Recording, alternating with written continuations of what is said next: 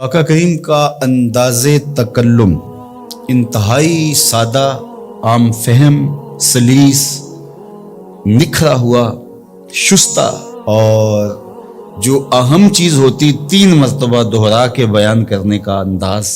لیکن اس کے باوجود بھی کسی خارجی سبب سے، کسی وجہ سے کسی کو اس کی مزید تفصیل چاہیے یا کوئی سمجھ نہیں پایا تو وہ اٹھ کے عرض کرتا، رائنا یا رسول اللہ، حضور ہماری رعایت کر دیجیے، یعنی یہ مسئلہ شرعی ہمیں سمجھ میں نہیں آیا یا یہ مسئلہ مزید اس کی تفصیل چاہیے، تو آقا کریم علیہ السلام دوبارہ ارشاد فرما دیتے، سے بارہ ارشاد کر دے۔ مکے میں یا بندہ پکا مومن تھا یا پکا کافر تھا، منافقت مکے میں نہیں تھی۔ جب حضور علیہ السلام مدینے میں تشریف لائے تو منافقت کا بھی آغاز ہو گیا، تو وہ بھی حضور کی مجلسوں میں بیٹھتے، اور جب صحابہ پوچھتے رائنا یا رسول اللہ، حضور ہماری رعایت کیجئے، تو وہ بھی اپنی زبان کو تھوڑا سا بل دے کر کے رائنا کو رائی نہ پڑھتے، لینم بِأَلْسِنَتِهِمْ، اپنی زبان کو تھوڑا سا مروڑ کے۔ تو یہ لغت یہود میں گالی تھی، یا رائی عربی میں چرواہے کو کہتے، تو رائینا کا مطلب پھر یہ ہوا۔ تو وہ اس طرح بظاہر وہ مسئلہ پوچھ رہے ہوتے، لیکن وہ اندر کا جو خبث تھا اس کا اظہار کر رہے ہوتے۔ حضرت سعد بن معاذ رضی اللہ تعالی عنہ لغت یہود سے واقف تھے۔ آپ یہودیوں کے پاس گئے اور ان لوگوں سے کہا کہ اگر آج کے بعد تم نے میرے رسول کے لیے رائنا کا لفظ بولا تو میں تمہاری گردن کاٹ دوں۔ تو انہوں نے کہا کہ یہ لفظ آپ بھی تو بولتے۔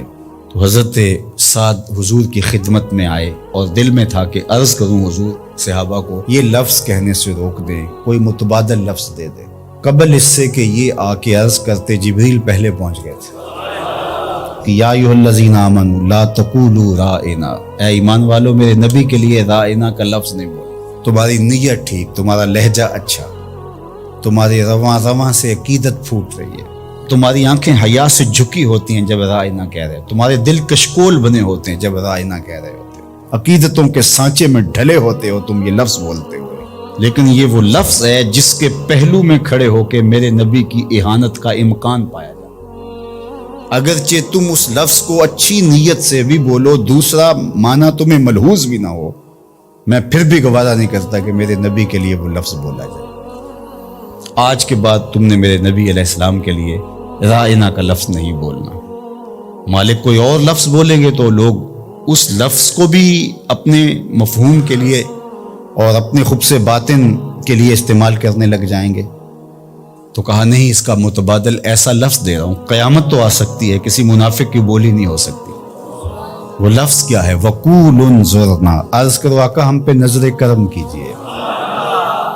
وقول انظرنا، حضور بس ایک نظر کر چھوڑو، سارے مسئلے حل ہو جائیں۔ اور ابو ہریرہ نے کہا کہ انی اسمع منک حدیثا کثیرا، بڑی حدیثیں سنتا ہوں حضور، یاد نہیں رہتی، کوئی نظر کرم کیجئے۔ فرمایا ابسط رداک یا ابا، اچھا پھر چادر بچھاؤ۔ تو انہوں نے چادر بچھائی تو حضور نے ایسے فضا سے کچھ لیا اور ایسے ڈال دیا، کہا اس کو سمیٹو اور سینے سے جوڑ لو، کہا اس کے بعد میں نہیں کبھی بھولا۔ یہ ہے وہ انظرنا کا حقیقی مفہوم۔ تو اللہ اس لفظ کو بھی گوارا نہیں کرتا۔ یہ محبوب علیہ السلام کی چوکھٹ کا ادب ہے کہ جو ایسا ذو معنی لفظ ہو، اس کا ایک معنی صحیح ہو، ایک معنی اس کا غلط ہو، بولنے والا صحیح لفظ صحیح نیت سے بول رہا ہو تو کہا نہیں، میرے محبوب کے لیے یہ لفظ نہ ہو۔ اللہ اکبر۔ تو یہ حضور کا ادب ہے جو حضور کے حقوق میں سے ہے۔ ادب کو ملحوظ رکھنے والوں نے تو کمال ہی کر دی۔ حضرت صائب بن یزید دیکھیے، وہ فرماتے ہیں کہ مسجد نبوی تھی اور میں ایک کونے میں بیٹھا تھا تو کسی نے مجھے کنکر مارا، میں نے جدھر سے کنکر آیا ادھر پلٹ کے دیکھا تو وہ حضرت عمر تھے رضی اللہ تعالیٰ عنہ۔ تو میں اٹھ کے ان کے پاس چلا گیا تو وہ فرمانے لگے وہ جو 2 لوگ باتیں کر رہے ہیں ان کو ذرا بلا کے لاؤ۔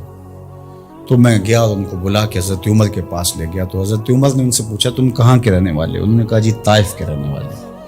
تو حضرت عمر فرمانے لگے تم اگر اس شہر کے رہنے والے ہوتے میں تمہیں سزا دیتا، تم بلند آواز سے بول رہے ہو، جانتے نہیں یہ مسجد رسول اللہ کی ادب سکھایا، تمہاری آواز بھی اونچی نہیں ہونی چاہیے۔